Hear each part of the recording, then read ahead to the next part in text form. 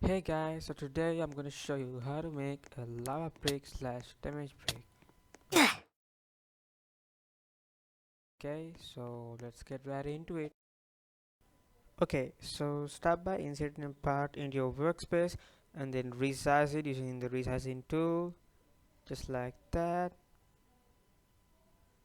I guess a bit more size. Okay, and then head over to properties and then change color to what color you like, just like that. And then go left click and then you could see the part you highlighted, and if it's not there, go to view and then you could see the explore. You could just click it on off, you get it. So then left click and then go to your part and then click the little plus icon.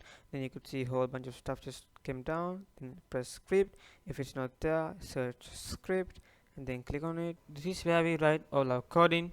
So first of all, just delete this first line of code. We don't need that.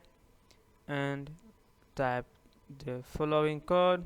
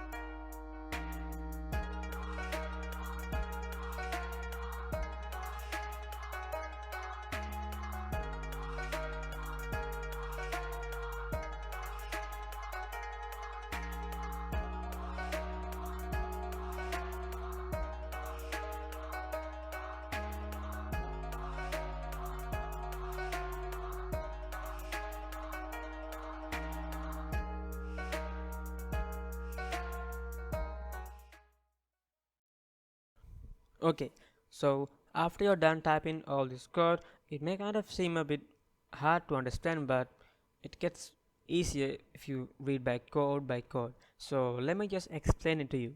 So first of all, we have made a variable named as part, and we have assigned its value to script.parent. So this script.parent means the part which we just created in our workspace.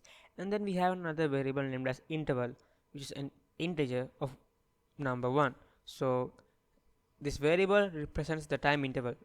So you could just change this to whatever you like.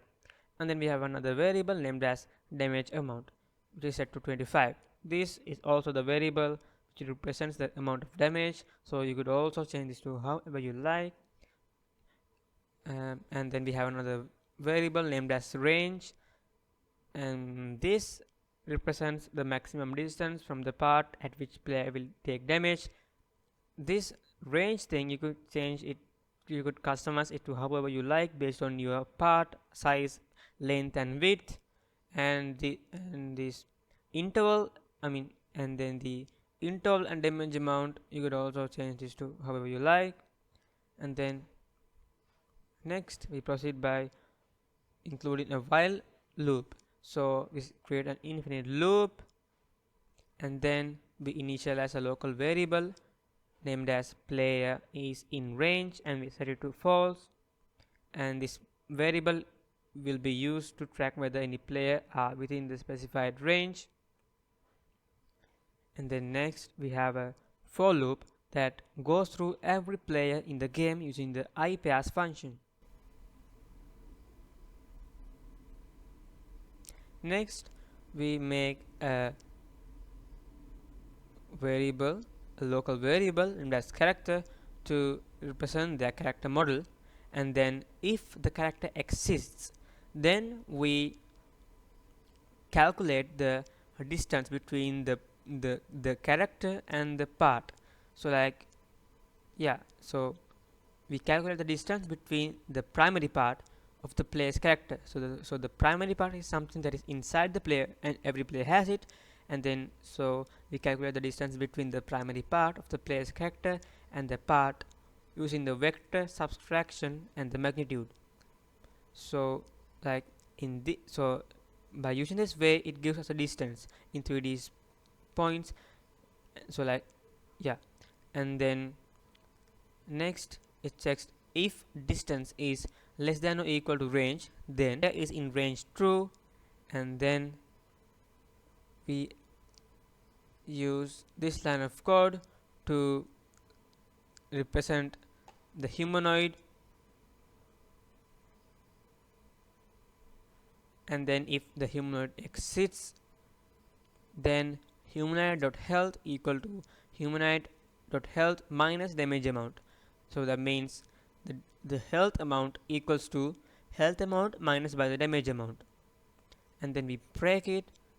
So like the statement exit the loop as soon as you find a player within range, and then it breaks. And then there's another function, not a function, it's an if statement. If player is in range, then so what it means is, what the code in here means is that it checks if player is in range is true. If it is, it waits for the specified interval before checking for player interactions again. And if player is in range is false, then it simply wait without an interval before checking again. And so that's it. So that's all you gotta do. I know it's kind of a bit hard to understand, but it's kind of a bit easy when you understand what's going on. And the only hard part in here would be this distance part, that carrying with magnitude and other stuff.